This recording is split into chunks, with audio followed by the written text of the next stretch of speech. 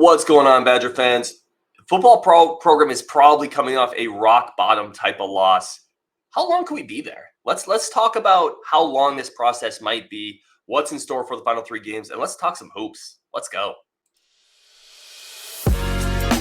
You are Locked On Badgers, your daily podcast on the Wisconsin Badgers. Part of the Locked On Podcast Network, your team every day. What is going on, Badger fans? Welcome to Locked On Badgers, your team every single day. Really do appreciate everybody tuning in. We got the GOAT, Scary Alvarez, jumping on the show today from the Scary Alvarez podcast. Buddy, I listened to your show after the Indiana game, and you mentioned the term, this is rock bottom. How long do you think rock bottom might last for this football team? Yeah, I think, and thanks for having me on, Ryan. I was appreciated. I know what a deep and distinct honor it is for you, and I know how every single one of your listeners just can't get enough of me. So this is exciting. I think rock bottom is 1 week. I think this was rock bottom. I think this, and that's not when I say that, I'm not to say that the problems that led to the loss in Bloomington are not still there. They're not in the rear view. I'm saying that I have faith and confidence that this team and this coaching staff will put enough together to be able to get a victory or two and finish the season out on a high note relative to how it could potentially go. Because losing at Bloomington, I mean, if you had to pick one team as the worst team in the Big Ten, it probably would be the Indiana Hoosiers, right? Yeah. Playing before a not a very boisterous crowd in an 11 a.m. game. Yeah, I know they did the Bobby Knight thing. Like 3% of the kids who go to school there probably even know who he is at this point. So I don't think that was like, let's win it for Bobby Knight. Like someone said that. I did laugh at that a little bit. Yeah, that's not but and we'll get into the reasons why I believe this. I do think that was a crater game. Crater game in the way, very different context in a different year. A crater game in the way that the Illinois game was a crater game last year. And of course, it's not going to lead to the same level of tumultuous change, obviously. But I felt in my displeasure meter watching football, I felt very similarly after that loss. It was just inexcusably bad.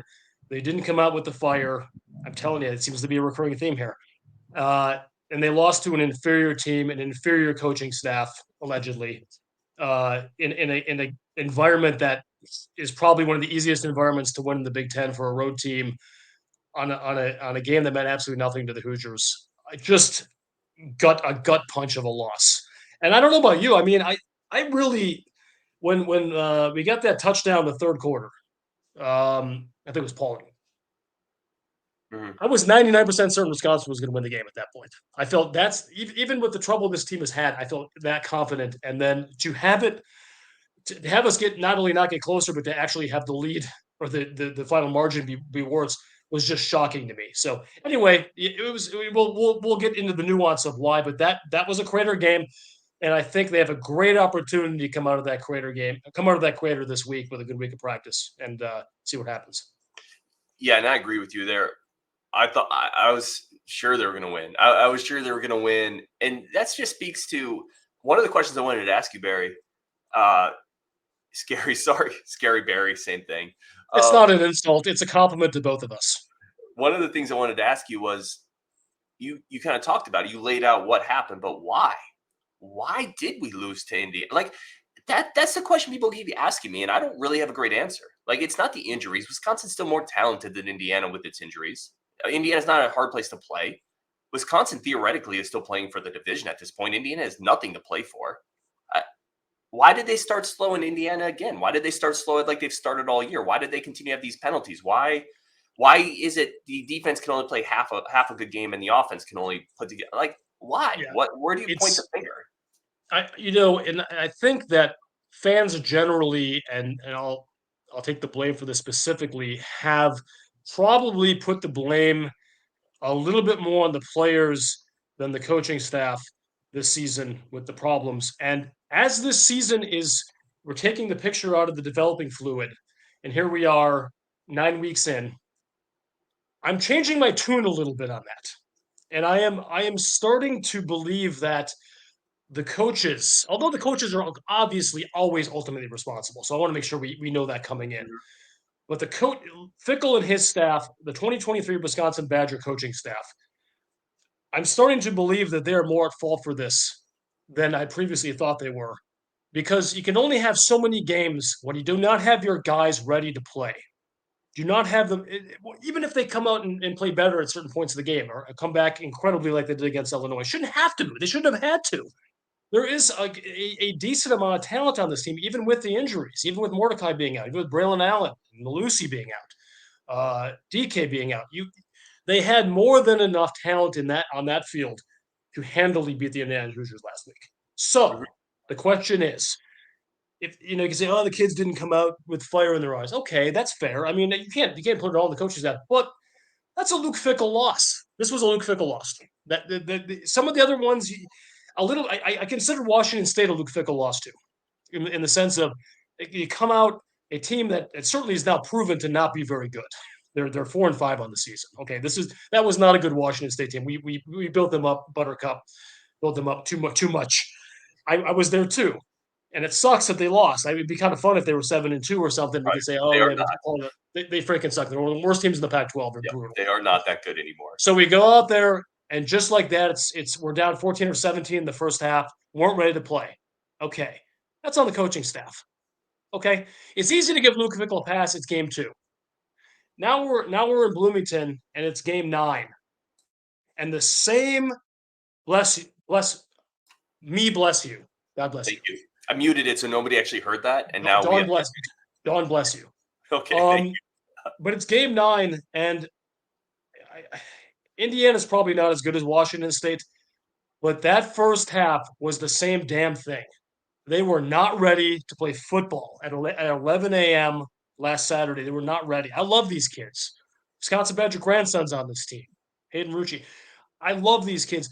The coach, the kids, the coaching staff, whatever, the ping pong balls in the bowl. The coaches didn't have these guys ready to play. Simple as that. And when they decided it was time to play, they're just not good enough right now. They're not cohesive enough. They don't have enough guys in the positions to make plays to come back from 2 touchdown deficits consistently. Yeah, you did it. You did it against Illinois. That was a damn miracle.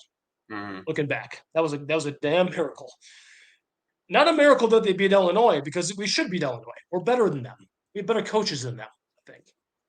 But But Indiana was like, this is think if you hadn't pulled that one out now, right? Like think it if you was hadn't pulled out the Illinois rally and then you paired it with Ohio State loss, you paired it with this loss. I mean, this could look like a tailspin. And looking back at it, could. the Illinois game's a bit of an aberration. The rest of the season looks more like the norm. Yeah, it's crazy though. But another commonality of all the games is every single one of those games Wisconsin still could have won. Mhm. So that tells you one of two things.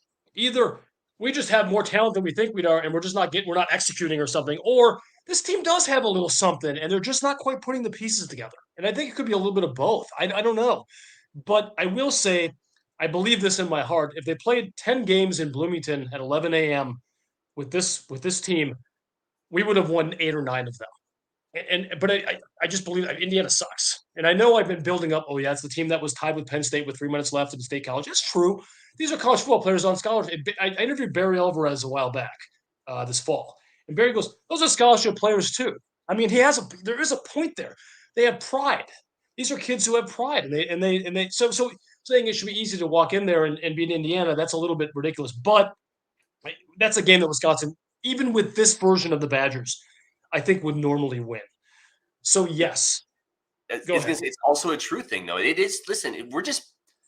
I think you got to be honest with it, which is you're being very kind about it, but they do have Division One scholarship players. So Division One scholarship players in Bloomington haven't won a game except Akron and an FCS opponent all year, right? It should have been Well, easy to walk in there and beat them, relatively speaking, for a Wisconsin.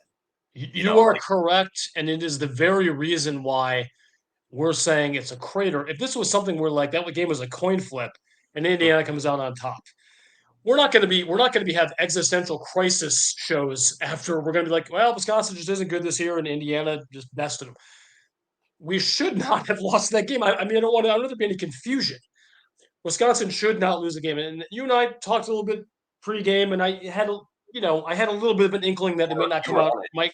might not come out maybe with the fire we needed, but the fact that I'm thinking that is on the coaching staff. It's not the fact that I wasn't sure that coaching staff would have this team ready to play at 11 a.m. If that game was a night game or a 2:30 game, I think we come in and beat them by 14. But we just weren't ready, and I don't know why that is. And it's so I guess to dovetail back to my statement that is the going to be the crater of the season, which implies strongly that we're going to get some wins this year. I guess that speaks to my inherent faith in Luke Fickell in caps. Luke Fickell, the coach who's in the 2021 college football playoff. Luke Fickell, who is widely respected, program builder Luke Fickell. Things that we saw that made us so excited that he was the hire, that still shines through for me, despite the fact that if he did not have the resume that he had coming into the season, and he was an anonymous coach that got hired, or this were Jim Leonard doing the same things, or Paul Christ had not been fired and he was doing the same things, we would be having a shit fit over the coaching this season, over how the offenses looked. And I'm baking in the injuries into this. So whereas I am a very, very I'm still a Luke Fickell guy. I'm still a Phil Long. I'm still in that camp. They deserve whatever happens this season. They deserve next season to see how they can implement their stuff, and I think they will. But holy crap, this season has been bad. It has been bad from a team cohesion perspective, execution perspective, every way you would think. And I am sick of saying he just needs his guys. And I've said it so many damn times, and maybe there's more than a kernel of truth to that. I think there is. But God damn it, there's enough talent on this Wisconsin roster to beat Indiana on the road, and they didn't get it done. There was enough talent on this Wisconsin Badgers roster to beat Kyle McCord's Buckeyes last weekend, and they didn't get it done. I'm not saying they should have or could have. I'm saying they could. There was talent enough on that roster with the right amount of execution and creative thinking. They could have beaten the Buckeyes. Kyle McCord stinks. I'm sorry, he stinks for a Buckeye quarterback. Well, they certainly could have beaten the Hawkeyes with Deacon Hill and 37 passing yards. They could have certainly beaten a not very good Washington State team. Like, all of this is true. It's unreal. And I want to talk to you about coming up. We got to take a quick break, but I want to talk to you, Scary, about is it possible this is a 2 or 3 year rebuild job, and what you think about that? And is the Wisconsin mystique kind of done? I want to ping you on that coming up next after the break. But first, a quick break for our friends of the show over at Athletic Brewing. Athletic Brewing's game changer of the week is Coach Mike Hastings. Listen, we're not going to pick a football player.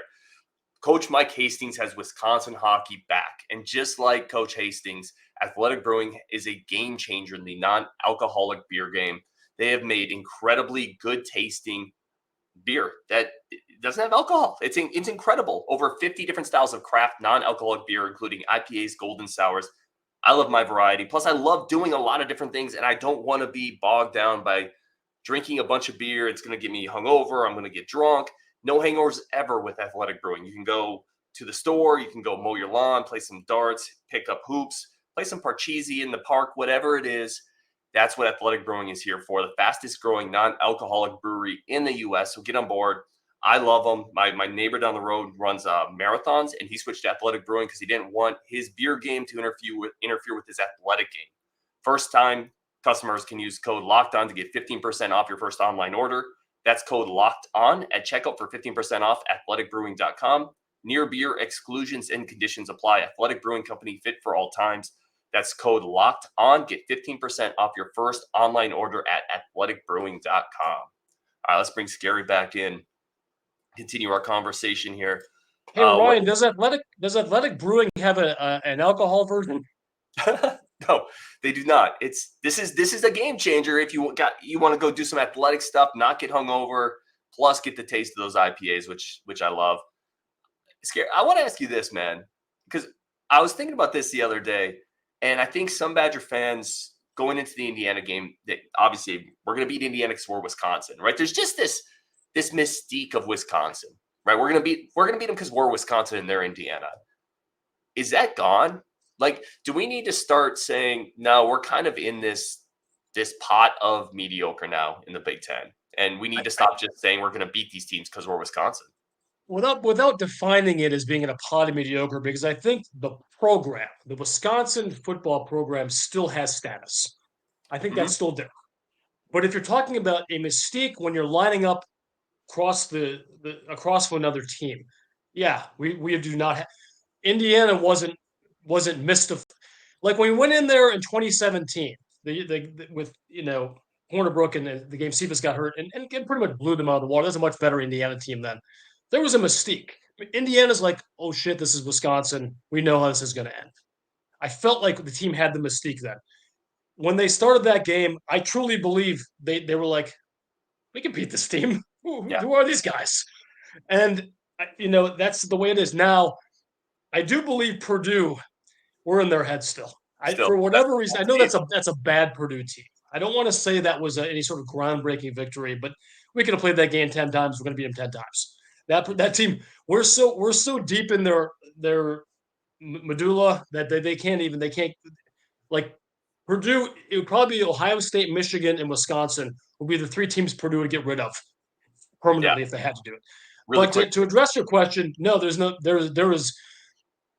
is program mystique that is still there, well earned, because we're one of the most successful programs in college football in the last 20 years. Whatever happens this year, if we end up 6-6, we're still one of those. But 2023 Wisconsin, nope, there is not mystique. There is not one player on the Cornhuskers who are going to be intimidated coming into Camp Randall, or no one on PJ Fleck's team is going to be intimidated. They're going to every one of those teams. Northwestern is going to think they're going to beat us when they play us. Northwestern is going to think they're going to beat us. Yeah, all three of these teams will.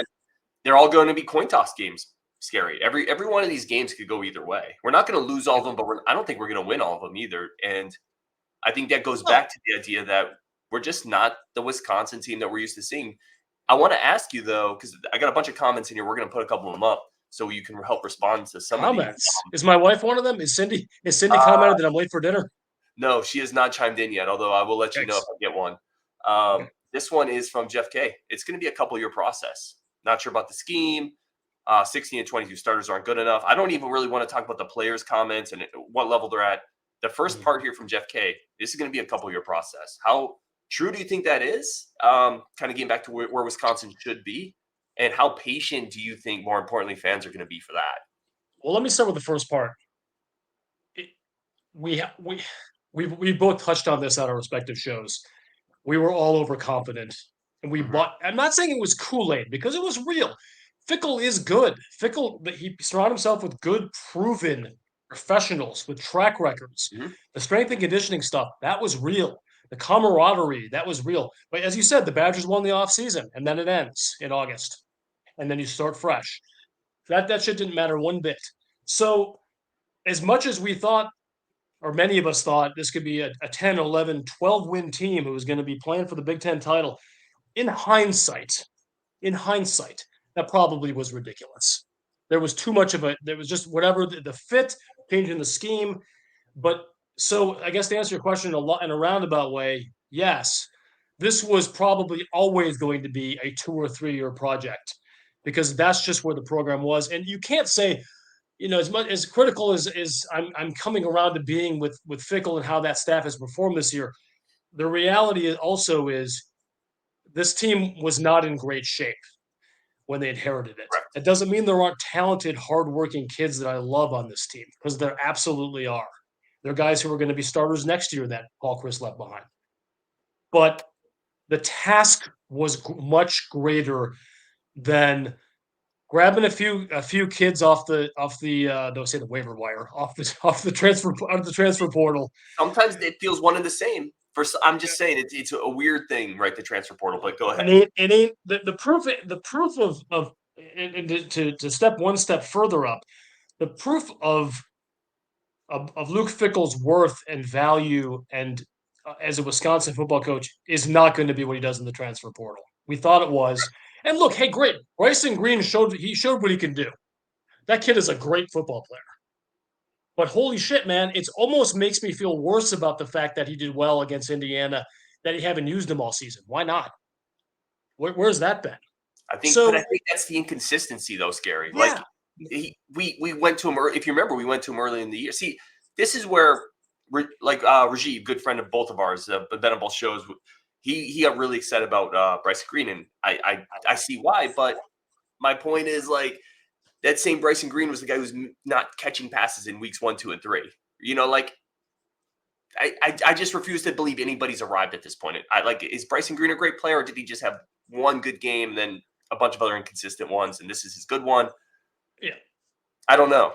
Like, he is physical, obviously, but it's tantalizing. I'm not saying like, oh well, they just made a mistake. They finally went to Bryson Green. I don't believe that's the case. I'm just saying it's seeing these little pop-ups of these flowers going through the concrete where right. they have pieces, but getting to your question, and people were early this year like, look at Coach Prime, look what he did.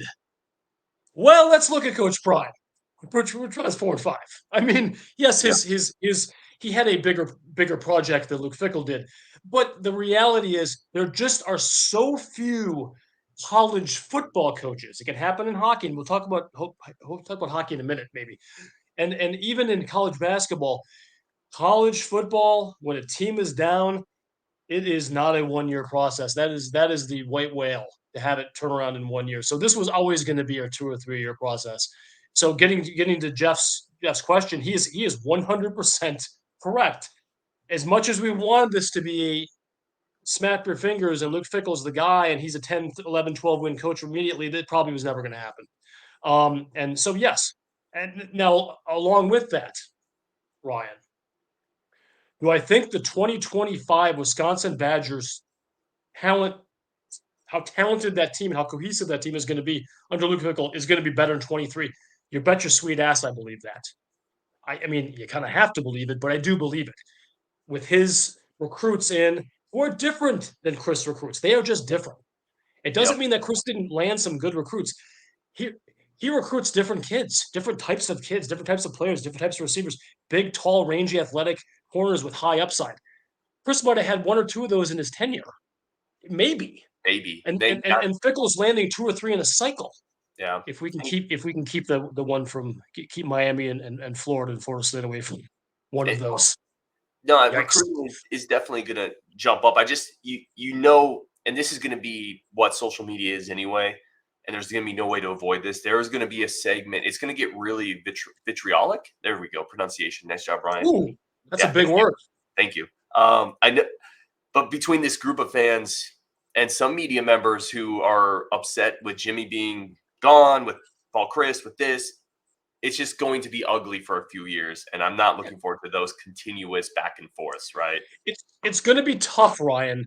And as you have obviously talked about on your own show, and I've talked about the 24 and 25 schedule, especially 24.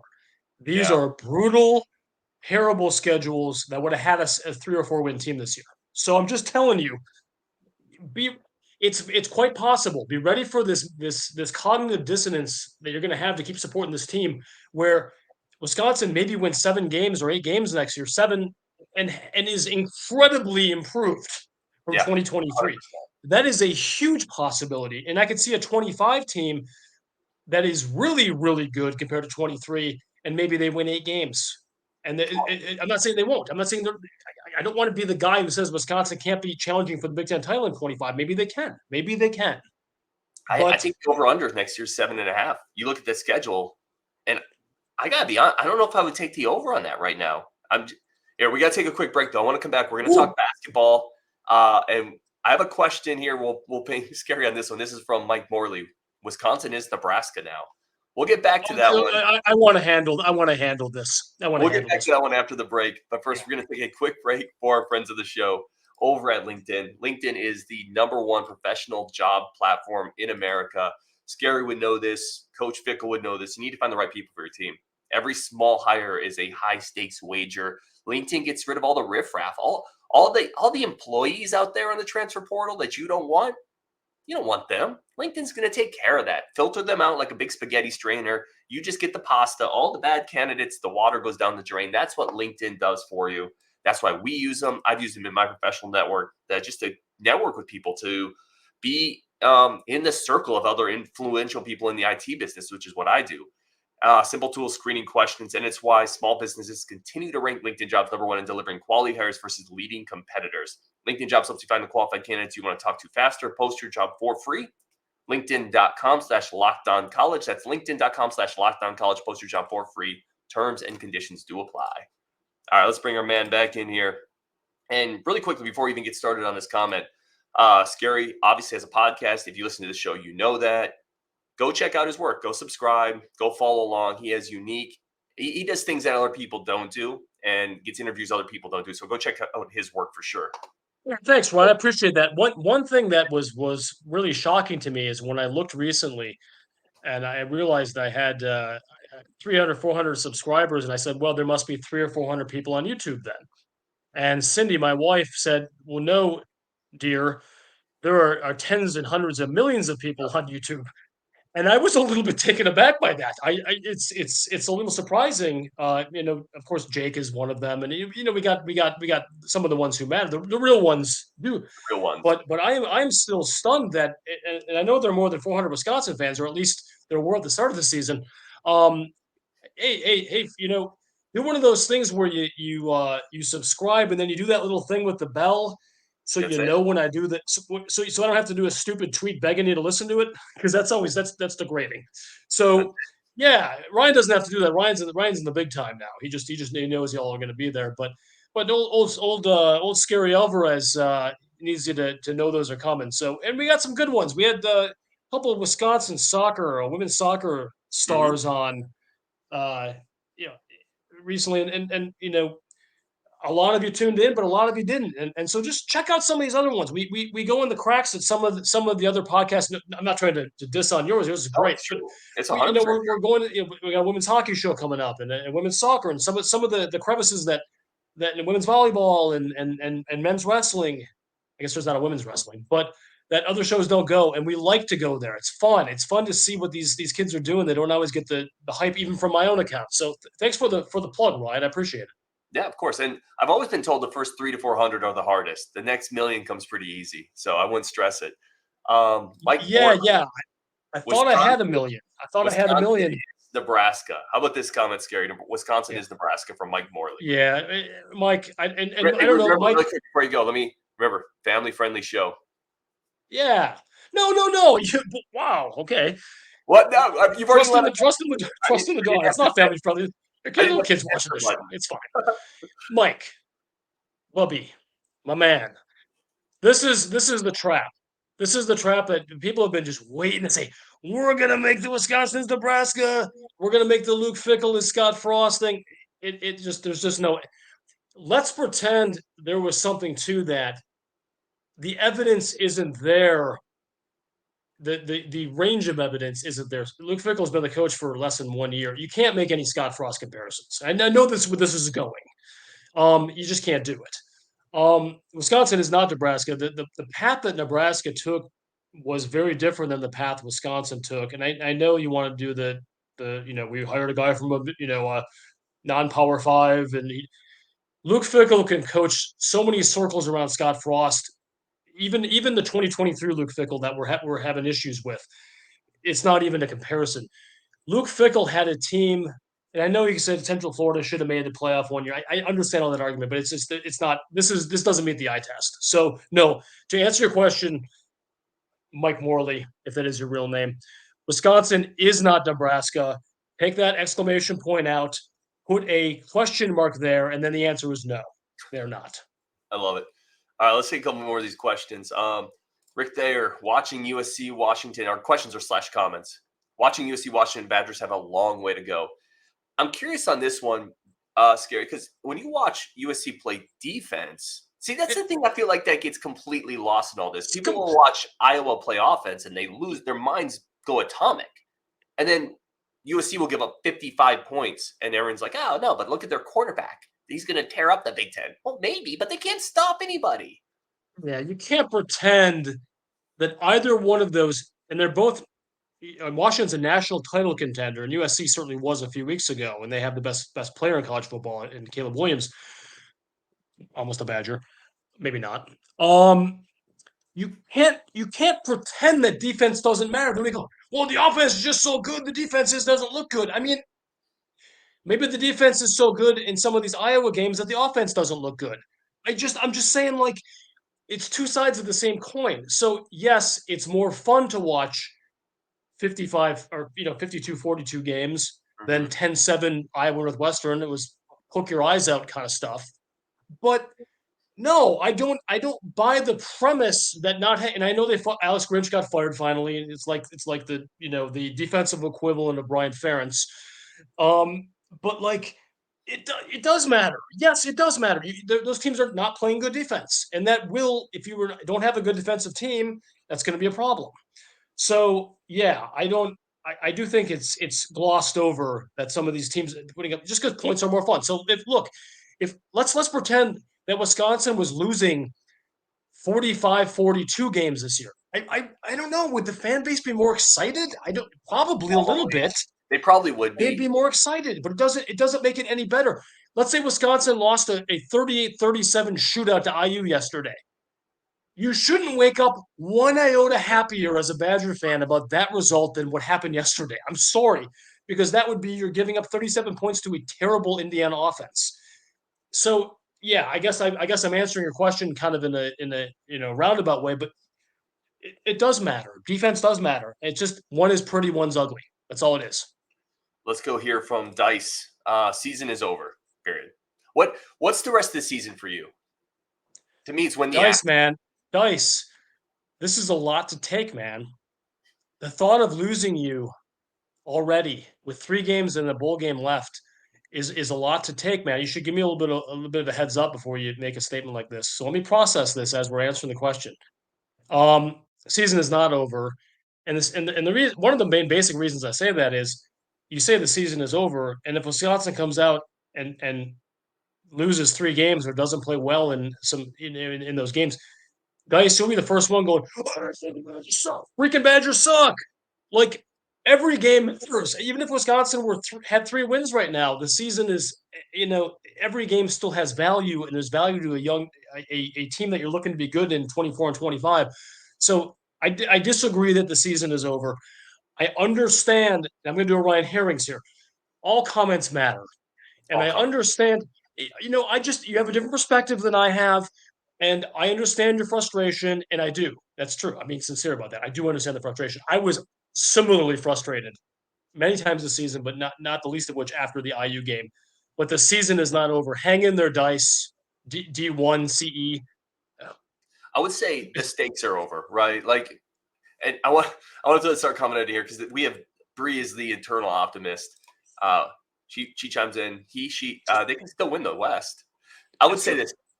It is true. But the stakes of the season are over to me. But the season is not. Like, you can still finish with 8 wins this year. Like, you can still build momentum into next season. You can still figure out potentially if Locke, how you feel about him going into the offseason and into next year. There's a lot that can still happen this year. Like, some of the young players can still take jumps. I want to see more Cade Yakimelli, Austin Brown, some of these young players that could be big parts of next year's team. So I watch every game. I get excited for every game, but I do understand the comment of, like, there really aren't stakes at this point. Realistically, we're not playing for anything anymore other than pride development and maybe 8 wins. The stakes that we had at the beginning of the season when we incorrectly analyzed what this team was going to be, those are gone. The stakes that you want to have as a program with a new coach and coaching staff, with a good recruiting class, you're fighting to keep. Yeah. Going forward in 24 and 25, you absolutely want to win every game you can this season. And let's take the names, Fickle and all this about it. You have an axe game against PJ Fleck and a team that has beaten you 3 out of 4 years. I don't care if Wisconsin had their only win this season was Georgia Southern. That is a big game. You need to. So every game in isolation. Nebraska has beaten you 1 time since they joined the Big Ten. They have a young rising coach. It's been a disappointing season for them. Mm-hmm. That game matters. You got Northwestern, a team that has kind of been your be in the bonnet for many years, coming in, playing some inspired ball. That game matters. Minnesota, game up in the Metrodome, probably with a game that could maybe knock Minnesota out of bowl eligibility. That matters. So every game matters. I don't believe it. I don't believe so. So the championship stuff, it doesn't matter. But for pride and some of the things that you care about as a football program, every one of these games matters. And holy hell, man, a 6-3 Big Ten West Wisconsin Badgers with 8 wins, that is a huge difference from a 6-6 or a 5-7 team. Yeah, goddamn right, it matters. Yeah, and you have a chance. There's a possibility. I was talking about this, I think, with Justin. But there's a possibility that last game in the West, Minnesota could be playing for the West. Can you imagine Minnesota winning the division in the last year of this and going to the Fleck having the X for a third year? He's already taken it to bed with him. Like, what's next? Disgusting. Yeah, Ryan, you raise a good point. And this you said it was a family-friendly show, right? Okay, well, kids, go get a cookie. PJ Fleck and his darling wife, who I follow and has not followed me back, sadly, but she will. I don't think she will. She will. They go into see. You see no. I see yes. I see everything's possible in the Scary Alvarez universe. She's going to see that I'm an amazing dawn, and she'll do it. Look, sleeping with an axe, that's just freaking weird, man. That's some weird stuff. And I've said things, Fleck, there's been some allegations about the way he runs the program, and certainly anyone with 2 eyes can see that he does stuff in a weird way that's just, it's off-putting, the way he runs that stuff and the way he does it, the me, and the run down the sidelines. First guy off the sidelines to see if someone's injured, not because you care the kid's injured, it's because you want to be on TV. It's a weird thing. The thought of that weirdo grabbing an axe 3 out of 4 years, 4 to 5 years, I guess it would be then. 3 straight. That is repugnant, and it cannot happen. If the Wisconsin Badgers do nothing with the rest of the season, and you had to pick one game to win, it's that one. The next one is light years away in terms of the importance. Okay. That is a game we got to go up and stick them. And if it can be, well, hell, man, it could be for us to get the West title. I mean, I'm not giving up on this team. Technically, it's true. But if it stops PJ Fleck from winning the West and hanging a gold-plated banner and making the blingiest ring that Rick Ross would be embarrassed wearing because he won the Big Ten West, only to get bludgeoned by Ohio State, hey, man, it's worth it. Let's do that. No game this year matters more. Like, you have to get the axe. You have to beat him. All right, I want to ask you about basketball. We'll wrap up there. I've already kept you longer than I normally keep people, but that doesn't shock me. This is great. This is great. Basketball, I love it. Here, more than a 2-year fix. What? We are not a program that needs to be fixed, or at least we weren't. I like your work, Ryan. Thank you. But with all due respect, this idea of Fickle deserves time is exactly what's wrong with Badger fans right now. How the heck have expectations gone to zero? Candid Badger.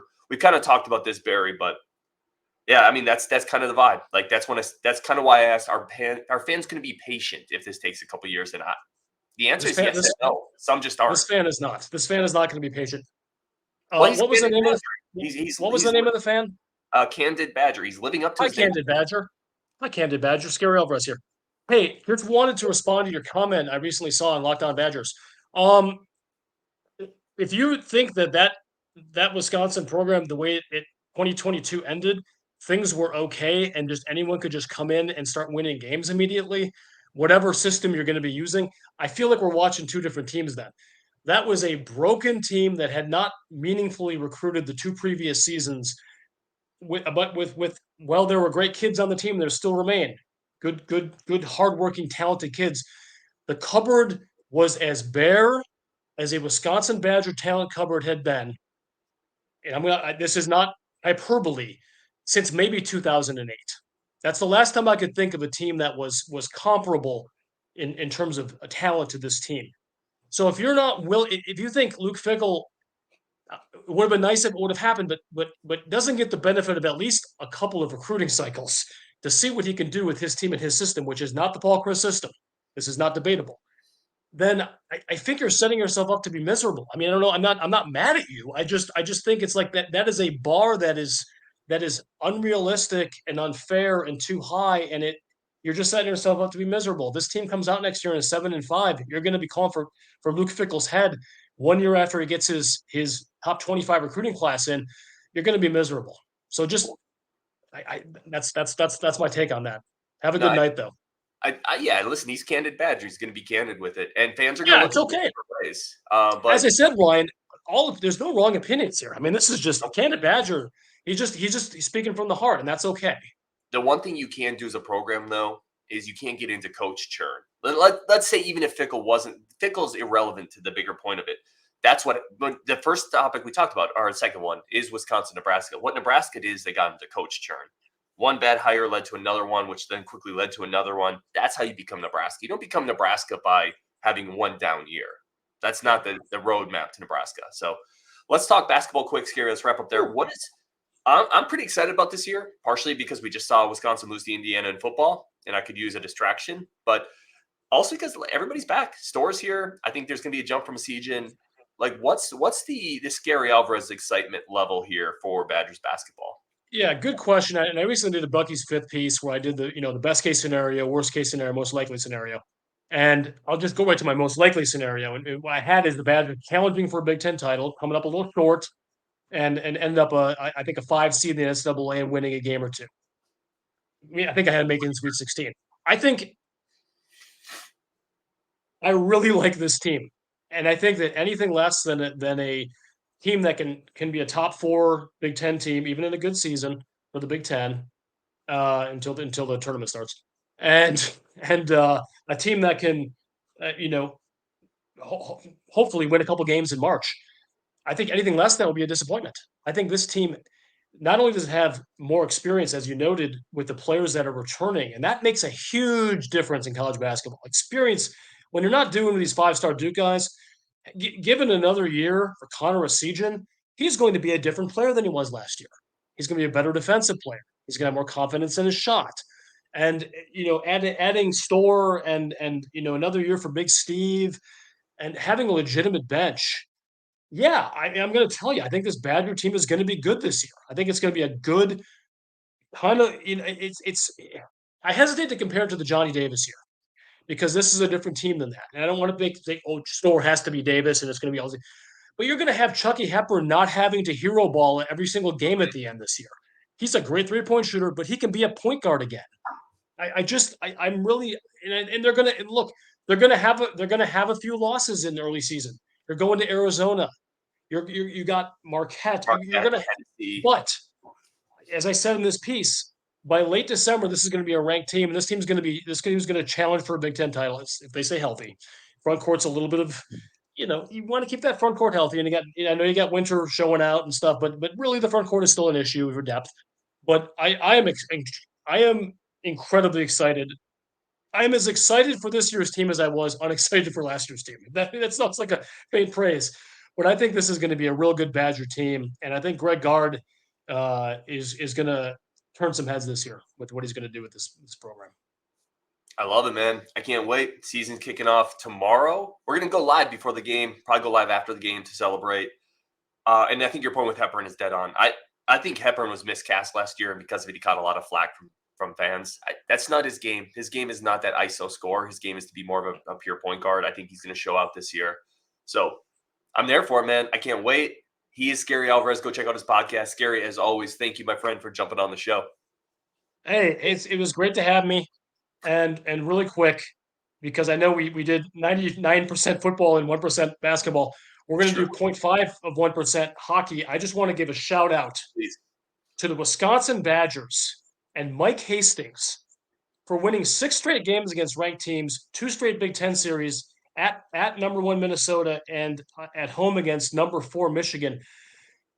This is like the hottest gambler at the Vegas table you've ever seen, but this guy knows how to count cards. Look, Wisconsin's going to lose some games this season. It's going to happen. They're not going to end up with 1 loss. But Mike Hastings has this program approaching dizzying heights far more quickly than people thought.